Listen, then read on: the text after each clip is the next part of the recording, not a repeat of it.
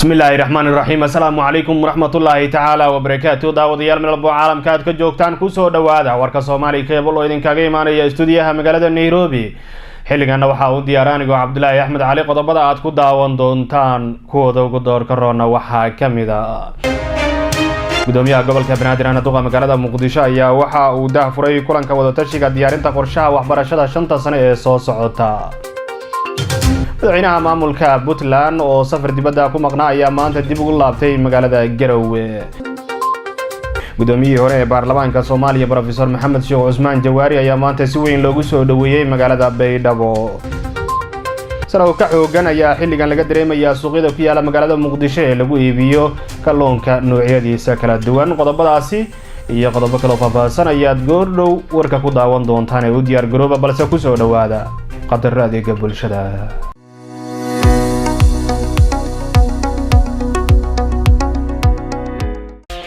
كحرنو IBS Bank goob kasta iyo goor kasta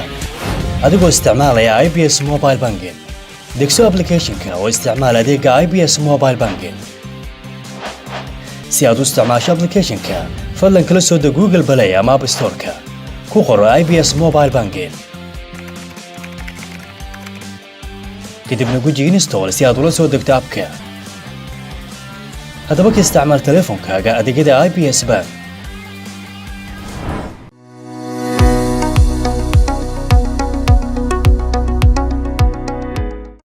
si aad u hesho xirmooyin jaban oo internet ah fure adeega Cheb oo garaac xidig 810 fargees kadibna geli biinka cusub si aad lacag ugu dirto Cheb adigoo isticmaalaya EVC Plus garaac xidig 712 xidig nambarka xidig lacagta kadibna fargees adeega Cheb kaga shubo xirmooyinka qanciye oo garaac xidig 820 xidig nambarka xidig lacagta kadibna fargees xirmooyinka adeega qanciye halka dollar waxaad ku heli doontaa 1.5 GB $5 waxaad ku heli doontaa 7 GB halka $10 aad ku heli doontaa 24 GB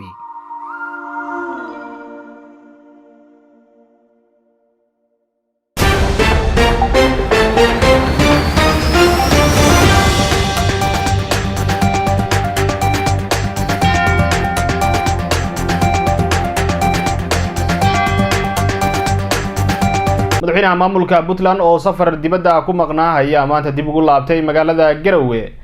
warkan waxa magaalada Garowe inooga soo diray wariyahayaga Saciid Xasan Faarax magaalada Garowe caasimada Puntland ayaa maanta si weyn loogu soo dhaweeyay madaxweynaha Puntland Saciid Cabdullaahi Dani madaxweyne ku-xigeenka gudoomiyaha golaha wakiilada Puntland qaybo kamid ah golaha wasiirada xildhibaano shacab ayaa ku soo dhaweeyay madaxweynaha Puntland garoonka diyaaradaha ee General Maxamed Abshir madaxweynaha Puntland ayaa horaantii bishii 9aad ee sanadkan ka tagay magaalada Garowe caasimada Puntland isagoo safar shaqo ku tagay magaalada Muqdisho ee caasimada dalka Soomaaliya kadib markii isaga iyo madaxweynaha Jubbaland oo magaalada Garowe caasimada Puntland kulan ku yeeshay ay go'aansadeen in ay tagaan magaalada Muqdisho si ay uga qayb qaataan hanaanka doorashada ee dalka Soomaaliya halkaasi oo madaxweynaha Puntland uu uga qayb galay hanaanka doorashada Soomaaliya oo la isku khilaafsanaa waqtiga ay dhacayso madaxweynaha Puntland ayaa intaasi kadib waxa uu ambabaxay dalka dabadiisa 47 maalmood oo uu maqnaa madaxweynaha Puntland maanta ayuu ka soo degay garoonka diyaaradaha ee magaalada Garowe General Maxamed Abshir shacab u fara badan ayaa ku soo dhaweeyay madaxweynaha Puntland garoonka diyaaradaha iyo waliba gudaha magaalada Garowe qaar kamid ah golaha wasiirada oo aan wareystay ayaa iiga warbixiyay madaxweynaha Puntland in aad loo sugayay isla markaasina shacab fara badan ay u diyaarsan yihiin soo dhaweyntiisa runtii maanta waa maalin weyn waa maalin shacabka Puntland dhammaantii ay diyaar u yihiin inay soo dhaweeyaan madaxweynahooda siciimka Dr. Saciid Cabdullaahi Dani oo runtii soo dhaweyntan maanta in lagu sharifo iyo in lagu karamo iyad wanaag iyo guulaha waaweyn uu ka soo hooyay geed socodka dawladnimada Soomaaliya oo runtii markii horena asaaskeeda iyo dhigbaxeeda ay Puntland lahayd aad ogtihiin in madaxweynuhu ugu horeeyay fila Soomaaliya Maxamed Siyaad kadib inuu lahaa ilaa janreer raxmaha ka waraabiyay madaxweyne Cabdullaahi Yuusuf oo Puntland mar walba inay Soomaaliya u dhigbaxdo iyo in Soomaaliya wadada wanaagsan maaragtay dawladnimadeeda lagu ilaaliyo runtii iyadoo shacabka iyadoo dawladda Puntland golaheeda xukuumadda iyo golaheeda baarlamaanku ay garab taagan yihiin runtii maanta waxaanu ku sugannahay airportka caalamiga ah ee magaalada Garowe waxaanu u taagannahay oo sugaynaa madaxweynaha dawladda Puntland Dr. Saciid Cabdullaahi Dani shacab iyo dawladba way soo dhaweynayaan madaxweyne ku-xigeenka Puntland Axmed Cilmi Cismaan Axmed Crash oo markii uu madaxweynaha Puntland uu soo gaadhay magaalada Garowe barxadda magaalada Garowe shacabka kula hadlay ayaa sheegay in madaxweynaha ay shacabka reer Puntland aad u sugayeen isla markaasina ay iskood isu soo abaabuleen si ay uga qayb qaataan soo dhaweynta madaxweynaha Puntland. salaanka bacdi waxaan u mahad celinayaa bulshooyinka reer Puntland oo maanta isu soo baxday oo xiiso u qabta madaxdooda oo runtii madaxweynaha ku sheegayo dadkani iyaga ay sabaabulay xiiso ay u qabaan madaxdooda guddi waxaan u mahad celinayaa guddida isu duwaysay waxaan ku sheegayaa dadkani iyaga iskood isu abaabulay xiiso ay u qabaan guddidu waa isu duwayeen dadkaasi ilaa halka aad ilaa airportka ilaa halka aad aragto waad aragtaa waa soo dhaweyn waa jacayl ay madaxdooda u qabaan aad iyo aad baan ugu mahad celinayaa waxaan kaloo ilaahay uga mahad celinayaa inuu isu soo keen nabad celiyey. ugu dambeyntii madaxweynaha Puntland Saciid Cabdullaahi Dani oo shacabka la hadlay ayaa uga mahad celiyay sida wanaagsan ay u soo dhaweeyeen isla markaasina sheegay in uu safarkiisii uu muddada u maqnaa uu guul ku soo dhamaaday. waxaan aad iyo aad uga mahad celinayaa maanta muddo dheer kadib soo noqoshadii aan ku soo noqday caasimadda Puntland soo dhaweynta diiran ee shacab iyo xukuumad iyo baarlamaan iyo dawladda oo dhanba ay nagu soo dhaweysay runtii hawl qaran baan ku maqnayn wax badan oo la filayay in horumar laga sameeyo ayaa laga gaaray waxaan aad uga mahad celinayaa dhammaan madaxda dawladda federaalka iyo madaxda dawladaha xubnaha ka ah dawladda federaalka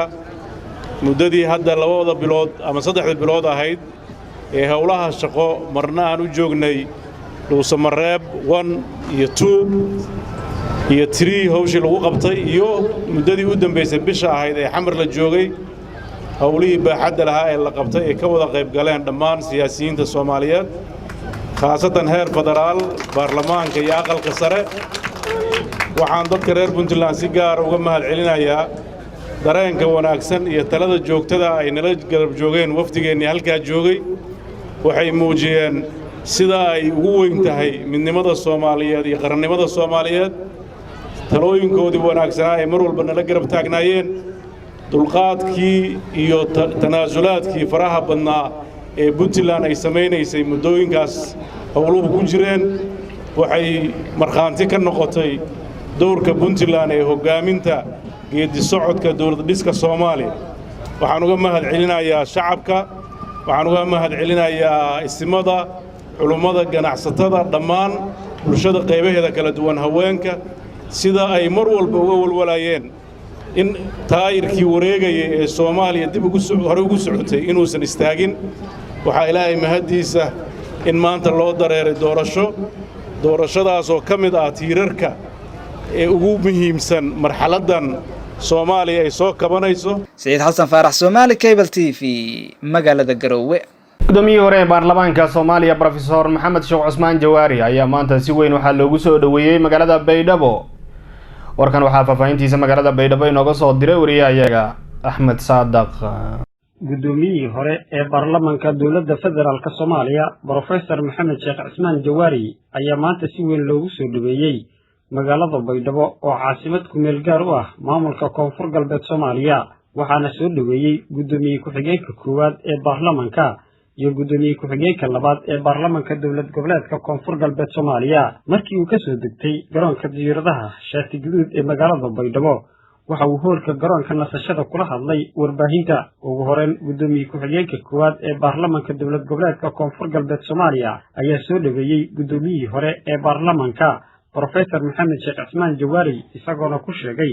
sababta uu yimid Professor Jawaari inay tahay casuumad ay u fidiyeen ka qaybgalka kala fadhiga labaad kulankiisii koowaad baarlamaanka dawlad goboleedka Koonfur Galbeed oo bari ka furmi doona magaalada Baydhabo. ugu horeyntii gudoomiye ku-xigeenka labaad ee baarlamaanka Shamse Maxamed Jarow gudoomiye hore baarlamaanka federaalka mudane Professor Maxamed Cusmaan Jawaari xildhibaanada maamulka Koonfur Galbeed wasiirada dhammaan marti sharafta kulliin salaamantiin salaan kadib maadaama xafladii furitaanka la xaqiiq galay may sharaf weyn in gudoomiyaha hore baarlamaanka dowladda federaalka aan kula qayb gala eedan ku farxsan xaqiiq galka aan kula qayb galay oo sharafta iyo weyneynta koonfur galbeed oo qabo oo weynayo eedii aan dhawaan mudane gudoomiye hadhawaaw magaaladaadii ha ka dhawaaw beedhawa ha ka dhawaaw xildhibaanadaadii dadkaadii kulli wada faraxsan yihiin magaaladaadii ha ka dhawaaw kadib waxaa hadalka qaatay gudoomiyihii hore ee baarlamaanka dowladda federaalka Soomaaliya Professor Maxamed Sheekh Cismaan Jawaari isagoona sheegay in sharaf ay u tahay in uu ka soo qayb galo kalfadhiga labaad kulankiisii koowaad ee baarlamaanka dowlad goboleedka koonfur galbeed Soomaaliya oo berri ka furmi doona magaalada Baydhabo isagoona sheegay in uu la sii joogi doono si wada tashiyo uu ula sameeyo shacabka iyo odayaasha dhaqanka iyo maamulka koonfur galbeedba dhinaca sharciga tale uu kaga siin lahaa sida uu hadalka u dhigay sallallahu alayhi wasallam وعلى آل سيدنا محمد وصحبه وسلم مدن قدوميا كوات قدوم كحين كوات مدن الشمس قدوميا كحين كلغات وزير الحلبان الضمان مرت شرفت أضياء شدقنك كل ويبا سلامتين السلام عليكم ورحمة الله وبركاته إيدي عن فرح سنة ما يجيك بيدوين على السكة الغيب قال مناسبة أو خلفت قال بعد برلمان koonfur galbeed oo la furi doono berito in markaa ka qayb galnaya ciidanka faraxsana waana ciidanka mahadnagay gudoomiyaha baarlamaanka oo arintaasi cazumi runtii arrinaan ciidanka baahanayo in markaa muddo sin aragoo baashalno sheekono aara isdhaafsano maydan koonfur galbeed maydan sharci dejin maydan selan horumariyo korka wada hadalna insha allah taasi nin dambooyaas ka qaybgalka sokow wayba ka tala jirnay in marka lamaado berisiin roogo oo is aragna waan aara isdhaafsana iyo sidii oo marka meel hadda roogo baarlamaanka hadda roogo lan horumariyo karo in ka wada hadalnaya ka tala jir insha allah kasto hadaay sanad wala jiro ka muuqanaay meelaraayso walaan covid kullu sheego banaanka ka xayirmayreed hadda laakiin lamaado ber la siin inta aan badanaada doon oo hadii bay ara وانا فرحت وين dhalinyaro oo xildhibaano hadda inka qadaan yani ana la kulmo eedeeda in dogownimo duway baan baahna qofka dadkii dhiibilahayn markuu diyaarino baahna Ahmed Abdul Qadir Yarow Ahmed Saadaq TV-ga caalamiga Somali Cable Baydhabo xisbiga wadani ayaa wasiirka wasaaradda waxbarashada ee Soomaaliland waxa ay ku eedeeyeen in shaqadii wasaaradda uu kaga mashquulay dad gaar ah warkan waxaa magaalada Hargeysa inooga soo diray wariyahayaga Faysal Fifa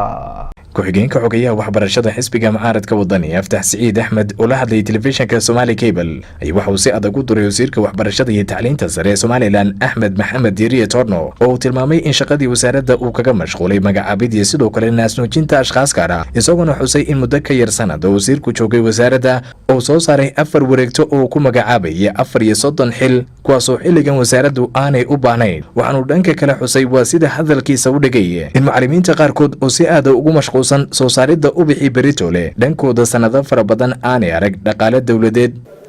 wasiirka waxbarashada iyo tacliinta sare Axmed Maxamed Diiriye Torno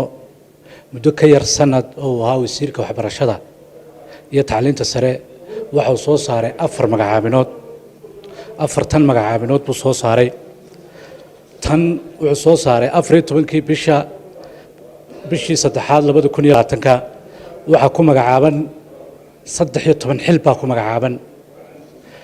9 cisho kadibna wuxuu soo saaray isla xilka labaad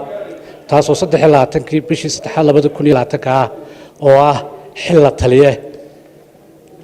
12kii bishii toddobaad 2020kana wuxuu soo saaray magacaabidii saddexaad oo ah 9 xil wiigii horena wuxuu soo saaray 12kii bishii tobnaad taas digreetadaas uu soo saaray oo ku suntayin 11 xil muddada yar ee aan sanadka gaadhin ee wasiirku ahaa wasiirka waxbarashada iyo tacliinta sare wuxuu magacaabay 34 xil oo u badan la taliyayaal xilalka la taliyayaasha ee uu magacaabay wasaaraddu baahi badan uma qabto waxaa jira baahiyo ka badan oo ay wasaaraddu ay qaban lahayd waxaan ogsoonahay inay macallimiinta dugsiyada dawliga dhigaan ay yihiin bilaa mushaar taas oo ugu samayn lahaa mushaar maalin dhowdaan iskuullada qaar macallimiinta qaar aan wareysanayay waxaan la kulmay macallin 6 sano iskuulka dawladda dhigaya oo aan mushaar qaadan laakiin weli uu rajo ka qaba in maalin gurno wasaaraddu qorto waxay wasiirku inta magacaabinaha iska soo daba dhacaya ee 34 xil ee lagu sameynayo naasnuujinta dad gaar ah mushaar lagu sameynayo dad gaar ah waxay ahayd dadkii inoo soo saarayay jiilka ee macallimiinta ahaa in dhiirigelin looga dhigo si ay dadaalkooda iyo tacabkoodaba u sii labanlaabaan bay ahayd dhanka kale waxaad moodaa inuu wasiirku guud ahaan shaqadii wasaaradda uu ku haftay iyadoo ay ka muuqato degdeg aad u fara badan wasaaraddanu waa wasaarad mug weyn leh waa wasaarad qarankan ugu fadhida boos muhiima waa wasaarad saameynaysa guri kasta oo Somaliland wasaaraddan waxbarashadu waa wasaaraddii soo saaraysay jiilka dambe aqoonyahanka dambe ee dalkan iyo ummaddan bahagi lahaa maanta wasaaraddii waxa gacanta u gashay dad aan ehelkeedii ahayn taas oo ka dheefaya ka raadinaya macaash waxaan wada ogsoonahay wasaaradda waxbarashada iyo tacliinta sare ee wasaaradda macaashtoonka baryahanna waxa iska soo daba dhacaya magacaamino fara badan oo aan meel ugu fadhiin taas waxay cadeynaysaa in aanu wasiirku aanu shaqadii wasaaradda aanu qacanta ku hayn oo dad gaar ah ay maamulayaan waxaan wasiirka u soo jeedin lahaa shaqadii aad wasaaradda u haysay waxbarashada wasiir waad ku fashilantay waxa qurux badan hadda shaqadii aad ku fashilantay inaad iscasashid ayaa qurux badan ayaan ku soo jeedin lahaa wasiir wagaag aftax marka wasiirku isku shaandhaynta aad sheegtay 36 uu sameeyay miyaan la oran karin waxay fursad u tahay dhalinyarada maalin walba jaamacadaha ka soo baxaya ee bilaa camalka intii goobaha ku noqon lahaayeen in fursado shaqo ay qarankooda ugu shaqeeyaan in loo baneeyaa si ay u bedelaan sidoo kale kuwii 20 sano iyo 30 sano u dambeeyay shaqeynayay maxaa ku jaban Faysalow way fiicnaan lahayd taas oo jirto iminka 4 magacaabinood ee iminkaan warbaahinta aanu soo bandhigay waxa ku jira 4 qaar ka mid ah ku soo baxay dadkii hore uu magacaabay ee digreetadii ugu horeysay uu ku soo saaray magacaabidii ugu horeysay unbuu kuwa noo bedbedelaya way qurux badnaan lahayd in shaqaabuur uu dhalinyarada ugu sameeyo way qurux badnaan lahayd dadkii hore joogay inuu shaqada ka joojiyo deeuraado dadkii waaweynaaday oo retirement ka ahaa uu dhalinyar soo geliyo way qurux badnaan lahayd laakiin dadkan iminka xilka ugu kala bedbedelaya waa dadkii hore iyagoo meeshaba la qabsan iminka agaasimo waaxidada qaar baa jira bil hayay xilkii oo haddana xil labaad uu magacaabay bishii ku xigtay haddana iminka balag agaasimo waaxidada qaar 3 digreeto ayay ku soo baxeen oo magacaabidoonoo tusaale ahaan 3 ay ku soo kala baxeen positionkii iyo xilkii hore isagoon la qabsan buu ka qaadaya markaasuu mid kala geenaya markaasuu haddana ka qaadaya markaasuu mid kala geenaya markaasuu haddana ka qaadaya marka hadda waa yandiro weyn oo Faysalow mid ka mid ah musharaxiinta u taagan ka mid noqoshada xildhibaanada baarlamaanka ee maamulka Hirshabelle ayaa maanta gaaray magaalada Jowhar ee caasimadda maamulkaasi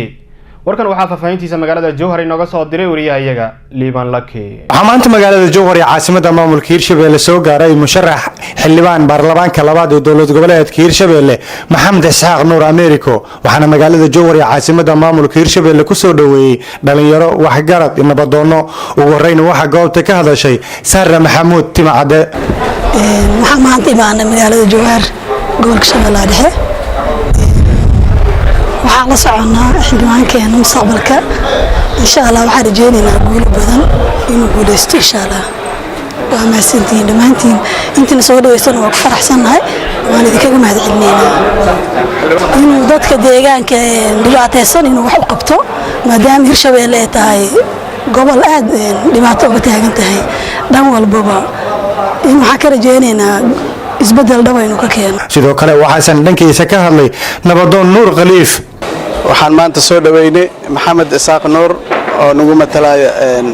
xildhibaankii aan isku raacnay oo ah mataqaana Hirshabeelle muddo ka maqnaay magaalada Jowhar oo ah magaaladii uu ku dhashay aabihiis iyo abkowgiisa oo aad taqaaniin Isaaq Nuur America oo dhalay maanta waxaan leenahay Maxamed ku soo dhawow magaaladaadii waa magaaladii aad ku dhalatay waa Jowhar waa qaasatan meeshii mataqaana abkowga uu ka shaqeey jiray Nuur America kulliyada mishinka ma sha Allah waxaan leenahay Maxamed welcome ku soo dhawow magaaladaadii ugu dambeyn waxaasan dhankiisa ka hadlay musharaxa xildhibaanka baarlamaanka labaad ee dowlad goboleedka Hirshabeelle Maxamed Isaaq Nuur Americo shacabka reer Jowhar waa salaamaya waa ku mahadsantihiin soo dhaweyntiina qalbiga furan leh wiilkiina ahay magaalada Martikameehi magaalaan ku dhashay waaye magaalo firkeyga ay ka soo jeedaan waaye awowgay awolankeyga magaalada qurux badan ka muuqato alxamdulillah laakiin waxaan rajeynayaa in saan ay ka sii qurux badnaato biidnillah markaan aan jaanis u helno inaan idinkeedii matalno sababta meesha u imaaday ay tahay in mataqaana aan musharaxanahay oo xildhibaanka aan rabo inaan mataqaana aan ku matalo dadkayga meeshaan degan oo isbedel u baahan insha Allah waxaan idin rajeynayaa khayr badan waxaan rajeynayaa inaan is dhageysan doono ilaahay idinkiisa haddaan la is dhageysan aan united la noqonin aan la wada midoobin aan talada qof walba laga qayb gelinin wax ma hagaagi doonaan sida aragteen haddaba marka insha Allah waxaan rajeynayaa kulan badan waa inoo dhiman yahay hadduu ilaahay idmo soo dhaweyntiina mar kalena waa idinkiga mahadcelinayaa maamulka degmada booliiska shacabka intaba waa salaamaya waana mahadsantihiin ciidamada ammaanka iyo mas'uuliyiinta wasaaradda deegaanka ee Soomaaliland oo iskaashanaya ayaa waxay gacanta ku soo dhigeen 10 haramcad oo sifo sharci darro ah looga ganacsanayay warkan waxaa magaalada Hargeysa inooga soo diray wariyahayaga Faysal Fifa kulorbeneedka wadada jirka ugu qabteen halkan waa xarunta guud ee taliska ciidanka booliiska ku leeyahay gudaha Hargeysa xubnaha ka mid ah saraakiisha ciidanka booliiska sidoo kale mas'uuliyiin ka tirsan wasaaradda deegaanka iyo horumarinta reer guraaga oo si wada jiray isaga kaashaday howlgalkan oo gudaha Hargeysa ay ka fuliyeen gaar ahaan deegaanka Xeedho kuna soo qabqabteen 10 kan hareemacad iyo sidoo kale 3 eedeysanayaal oo sida la tilmaamay sifo sharciga baalmarsan isugu dayay inay dalka uga saaraan duurjoogteen gaashaan kaysa soo taliyaha saldhigga Dalodho ayaa bilowgii koobaad warfidiyeenka sharaxaad ka siiyay howlgalkan iyo qaabka ay ku bilaabeen soo qabanay 10 harimacad 10 ka harimacad oo ay nagula jireen ama nagu howlgalka ay nagula jireen wasaaradda deegaanka waxaanu ku soo qabanay meesha la yiraahdo Xeedho harimacadada oo ahaa kuwa Kotarabana lagana ganacsanayay kii ka ganacsanayay aanu hayno kii gurigiisa la geeyay aanu hayno waxaanu u sheegaynaa dadweynaha ka ganacsada xayawaanka inay tahay mamnuuc inay tahay xaraan meel labana aanay ku baxsanahayn ayaanu u sheegaynaa waxa kale oo u sheegaynaa dadka u qarinaya ama gaadiidka u qaadaya iyagana inay la mid yihiin ka siday inay la mid yihiin ninka dambiilaha ee aanu ku hayno dhankooda Cabdinaasir Xuseen Siciid agaasimaha waaxda duurjoogta iyo sidoo kale Cabdinaasir Axmed Xirsi agaasimaha guud ee wasaaradda deegaanka iyo horumarinta reer guraaga oo warfidiyeenka isla halkan kula hadlay ayaa faahfaahin ka bixiyay howlgalka booliska waxaan gacanta lagu soo qabtay eedeysanayaal iyo 10 hareemacad oo sifo sharci darro la doonayay in dalka looga saaro subaxdii hore ayaa wasaaraddu waxay heshay oo warbixin ku soo gaadhay in niman kamid ah kuwa caadeystay oo ay wasaaraddu ku soo qabatay muddaba 3 jeer 4 jeer maxkamadduna ku xukuntay oo nin caadeystay oo ka ganacsada duurjoogta marka runtii wasaaraddu waxay ku guuleysatay inay gacanta ku soo qabato iyadoo kaashanaysa ciidanka 10 hareemacad oo la doonayay in xeebaha jamhuuriyadda Soomaaliland laga dhoofiyo runtii dadka warbixinta na siinayay waa bulshada jamhuuriyadda Soomaaliland marka tani waxa ka mid tahay in howlgallada wasaaradda deegaanka iyo horumarinta reer ku jirtay ay kula dagaalamaysay dadkan duurjoogta sifaha sharci darrada dalkeena uga saaray waxaan bulshada u sheegaynaa xayawaanka hareemacadka la yiraahdo iyo dhammaan duurjoogta in laga ganacsado in la haysto in la ugaadhsado inay dhammaan sharci darro tahay cid kasta oo lagu qabto iyagoo faldambiyeedyada gacanta kula jirana waxaa lala tiigsanayaa sharciga dalka uga yaal oo ciqaab adag marsiinaya waxaan mar labaad iyo mar saddexaadba bulshada u sheegaynaa mar walba waadna aragtaan wasaaradda deegaanka anagoo ordayna oo guura bahalaynayna oo bari ilaa galbeed soconayno xayawaankaa soo badbaadinayna waxaa dadaalkaas iyo juhdigaan u bixinaynaa sidii duurjoogtaas iyo xayawaankaa ilaahay ku uumay dalkeenna ee khayraadkeennii ah ee aynu u leenahay hiddaha iyo dhaqanka sidii loo badbaadin lahaa bulshada waxaanu ka tuugaynaa oo aanu marti uga nahay inay nagala shaqeeyaan oo ay garab nagu siiyaan sidii dembiilayaashaas caadaystay inay ka ganacsadaan ama waxyeeleeyaan duurjoogta sidii sharciga loo horkeeni lahaa ciddii aragtaa cid faraha kula jirta faldambiyeedyada ama ka ganacsanaysa ama ugaarsanaysa ama guryaha ku haysata fadlan la soo xidhiidha wasaaradda deegaanka la soo xidhiidha xarumaha booliiska iyo maamulada gobolada ee idinkan Faisal Maxamed Aadan Faisal FIFA TV-ga Somali Cable Hargeysa. milkiilayaasha dhul ku yaala wadada caanaha ee suuqa Bakaaraha ayaa waxay soo bandhigeen dukumentiyo maxkamadeed oo lagu cadeeyay lahaanshahooda dhulkaasi kadib markii cabasho ay ka timid dad ku ganacsanayay wadadaasi. warkan waxaa faafahintiisa magaalada Muqdisho inooga soo diray wariyahayaga Saleebaan Xaaji Axmed Raage.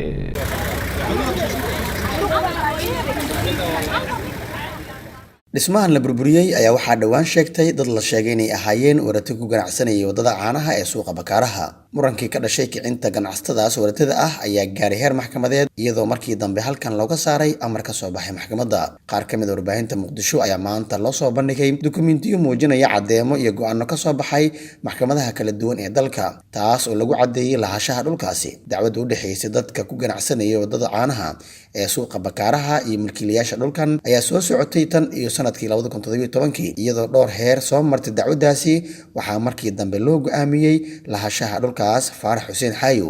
iyo Cabdi Cabdulle Jimcaale oo ah milkiilayaasha dhulkan la burburiyay ee dhismaha ka dambeeya. Suldaan Cali Xirsi oo wakiil ka ahaa milkiilayaasha dhulkan ayaa goobta laga burburiyay ganacsatada waratada kula hadlay suxufiyiinta isagoo qeexay muranka dhulkan oo markii dambe dadkii milkiyada u lahaa loo go'aamiyay. dhulkan aad u jeedin oo halkan ku yaala waa 30 lagu dhuftay 20 ilaa halkaas dhulkaasan rabaa oo leeyihiin oo idaacada ka sheegeen dad warata ah oo si qalad ku deganaa ay ka sheegeen idaacada Cabdi Cabdulle Jimcaale iyo Faarax Xuseen Xaayo ku eedeeyeen ayaan rabaa inaan cadeeyo dhulkaasi dukumenti ayaan u haysanaa dukumenti sharciga loo haystaa ma ahan dhul shaki ku jiro ma ahan dhul lagu qaldami karo laakiin damcan waxa la Soomaalidu waxay tiraa xalaashaada xaaraanta kugu raagtaa xalaashaada moodaa ama xalaashaada uu xabasha loo dhibtaa waxay noqonaysaa in dadku Soomaaliyeed ay qof u tiraahdo meeshan 50 sano ku noolay waxaad moodaa inay burburkii ka turjumayaan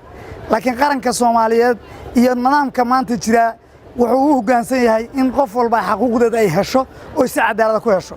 arintaasi arrin been abuur waaye dadkaani sanadada 2 mitir ay hadda dhow wadada lagu xaaqay xilligii Jacfar uu wadooyinka bixinayay ayaana lagu soo xaaqay laamiga aad u jeedinaya caana ku gada jiray xilligii Jacfar markuu wadooyinka bixinayay ayuu ku sikada meeshan iska dhigo barxad bay ahayd baqaaradan ayaana barxadda iskale baqaar walbana baqaarka dukumenti ayay u leeyihiin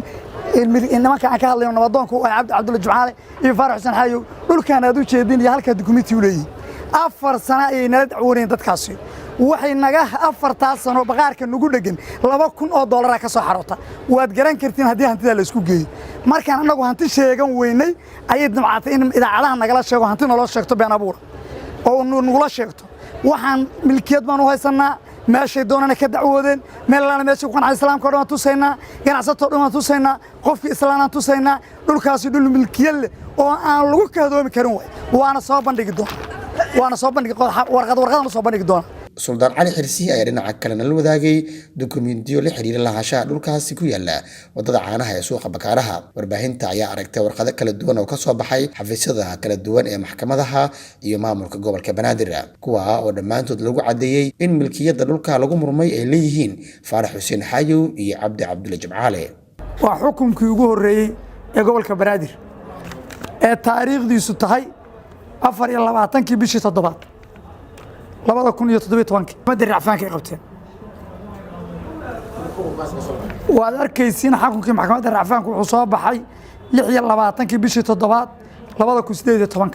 sanad baa u dhaxay libaatada dadkaas maraya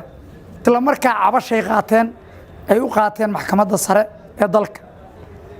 20kii bishii afraad 2019 20kii bishii afraad cabashay u qaateen maxkamadda sare markay cabasho u qaateen xukunkii bay soo saartay ay leedahay loo fuliyo dadkan dhulka waxaan isla nimid gobolkii Banaadir ku soo noqotay maadaama ay maxkamadda sare ka soo dhamaatay waxay soo saartay 29kii bishii shanaad 2019 ayay waxay soo saartay fulin digniina oo 10 cisho ay uga guuraan waad aragteen ayadana intaas markay marayso waxay qaateen cabashay u qaateen maxkamadda sare maxkamadda sare ay cabasho u qaateen maxkamadda sare la isla tagay 6dii bishii sagaalaad 2020 ayaa maxkamadda sare xukun soo saartay ay leedahay hal la fuliyo hana laga saaro dadka meesha hal loo fuliyo ay ku amrayso maxkamadda gobolka Banaadir Suldaan Cali Xirsi ee dhinaca kale waxa uu sheegay in milkiilayaasha dhulkan markii maxkamaddu ay u soo go'aamisay laga faafiyay warar been abuur ah waxaa laba kelmadood ayaa aad ceeb u arkaa anigoo noqdaya oo dhibaatada nimanka ganacsatada ee magacooda la geliyay tiifiyada ayadoon loo fiirsan xaqna loo lahayn waxa ay wax ku loogu baneeyeen aan la hubsan waxaan ugu baaqayaa idaacadaha maxalliga kuwii hore u sii daayay iyo kuwa iminka arki doonaba dhulkaas sidaa u cad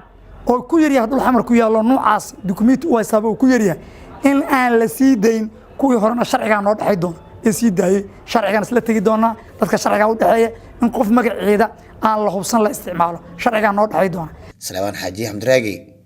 Soomaali Cable Muqdisho gudoomiyaha gobolka Banaadir ahna duqa magaalada Muqdisho ayaa waxa uu daahfuray kulanka wada tashiga diyaarinta qorshaha waxbarashada ee 5 sano ee soo socota warkan waxaa faafahintiisa magaalada Muqdisho inooga soo dirtay wariyahayaga Kafeeya Daahir Ibrahim gudoomiyaha gobolka Banaadir ahna duqa magaalada Muqdisho Cumar Maxamuud Maxamed Cumar Filish ayaa maanta daahfuray kulanka wada tashiga diyaarinta qorshaha 5 sano ee horumarinta waxbarashada gobolka Banaadir shirkan ayaa looga hadlayay tayeynta waxbarashada gobolka Banaadir daahfurka ayaa waxa goobjoog ka ahaa maamulka gobolka Banaadir oo horeeyay gudoomiyaha gobolka Banaadir Cumar Filish gudoomiyaha gobolka Banaadir ahna duqa magaalada Muqdisho ayaa ka hadlay furitaanka kulanka ee aan waxna akhrin waxna qorin inaan la helin ayaa hadafkeenu u yahay taas ayaana ah mas'uuliyad wadareedna wada saaran waxaan ognahay cunugu haddii uusan wax baran inuusan meel iska fadhiyeyn laakiin asagu uu samaysanayo waxqabadkaasu ma noqon doono waxqabad positive ah oo ka turjuma baahidii ummadda uu ka dhashay balse wuxuu ka shaqaynayaa wax negative ah ama lid ku ah noloshii bulshada uu la noolaa sidaa darteed waxaa loo baahan yahay inaan halaaga ay ku socdaan ubadkeenna inaan ka badbaadin oo aan ka hor istaagno halaagaasoo aan ognahay inuusan ku ekaanayn qofka asagoo aan waxbaran balse saameyn ku yeelanaya bulshada kale oo uu la noolyahay qaar badan oo aan waxbaran ayaa siyaabo fudud u isticmaala daroogo qaar badan way tahriibaan qaar badan waa kuwa xabsiyada ku jira qaarna waa kuwa isqarxiya waxaasoo dhan waxay isugu imaanayaan inaysan waxba baran oo ayan helin fursad waxbarasho marka isxilqaan dhammaan aan isxilqaano waxaan ku suura gelin karnaa inaan soo saarno jeel waxbartay oo dalkooda iyo dadkooda horumaraya hadafkeenu waa kaas Kafeeya Daahir Soomaali Cable Muqdisho Saraaw ka xoogan ayaa xilligan laga dareemayaa suuqyada kala duwan ee ku yaala magaalada Muqdisho ee lagu iibiyo kalluunka